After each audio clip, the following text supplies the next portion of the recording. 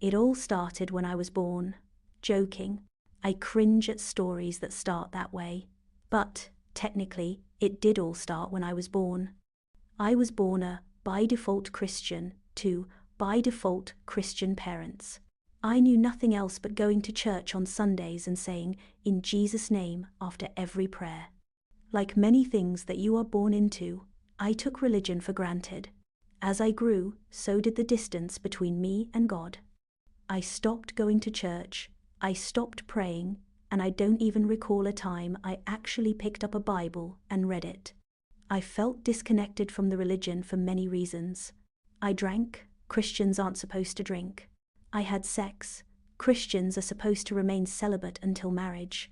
I ate pork, never felt bad for sinning, and questioned the entire religion, all things that Christians aren't supposed to do. And it didn't help that everyone else around me was doing the same exact things, further fueling my doubts. It started to feel hypocritical to call myself a Christian. So I stopped. My early 20s were a crazy time. I knew I was seeking meaning as any 20-something-year-old is, but I was searching in the wrong places: men, careers, and social statuses. I thought if I found a good man, had a good career, and was liked by everyone, I reached the pinnacle of life. Boy, was I wrong. I started dating abusive men, stressing myself over a career, and people-pleasing, which caused me to lose sight of who I was.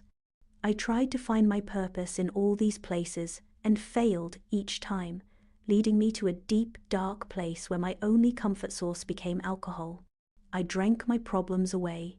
I drank to feel something. The second the alcohol hit my bloodstream, I felt something. Perhaps it was the burn that made me feel more alive, or the absence of my consciousness made me forget I was alive. My existence became apparent at the same time it vanished. Either way, it was what I needed. Struggling with alcohol addiction, I tried to seek guidance. There was a wave of people finding comfort and healing in meditation and crystals. I jumped on the bandwagon. I bought books, crystals, and sage, and meditated daily. I felt nothing. The books had no credibility, the sage just made me cough, and honestly, the crystals were just pretty to look at.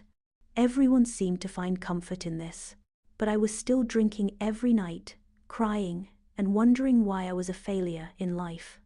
At the ripe age of 22, I placed my whole worth in men who abused me, my career that I didn't even have yet, and my place in society in which I had no place at all.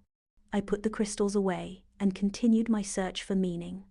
I started working a traveling job in the electrical field, and at every job site I went to, everyone was either Christian or atheist. I was used to the hypersexualized and heavy alcohol drinking environment, so it didn't bother me because that was the norm. I was used to the hypersexualized and heavy alcohol drinking environment, so it didn't bother me because that was the norm. I saw many states, but one of them was California, in my opinion, and many others, the most beautiful state in the US, and I didn't even have to see them all to make the statement. I wanted to move there permanently. Then randomly, as beautiful as the state was, something told me to quit my job and move back to the East Coast. I don't know why, still don't, but my intuition spoke volumes, and I listened.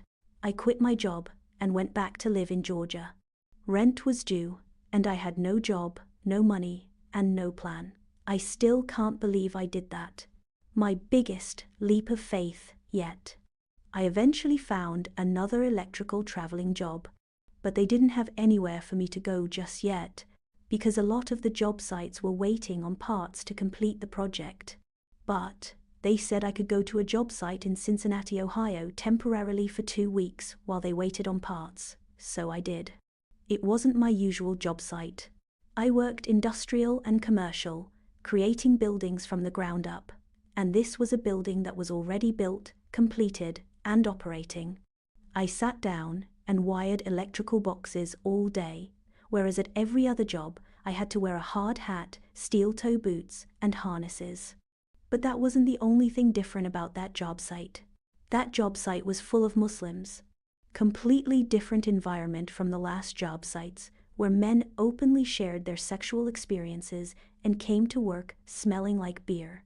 I befriended them, which was always hard for me to do with people, but they made it easy. They were accepting. When we hung out at the bowling alley, they sat with me at the bar as I ordered drink after drink, and they happily ordered soda. I offered them drinks, they declined. I remember feeling amazed by their resistance because I could never turn down a drink, especially not a free one. Our shift started at 5 in the morning, and I witnessed them pray before doing anything else. I witnessed them fast. I witnessed them offer food before eating themselves, all in the name of their God. I couldn't help but feel intrigued. How are they so good? How are they so kind, gentle, caring, giving? And how are they so committed and dedicated to refraining from the pleasures of the world? And why can't I be that way? So I asked one of them, "Can I be Muslim?"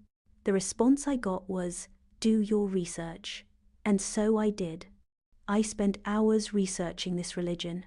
When I woke up, during work, during my lunch break, before bed, I was researching Islam. For 2 straight weeks, I became so in love with the religion.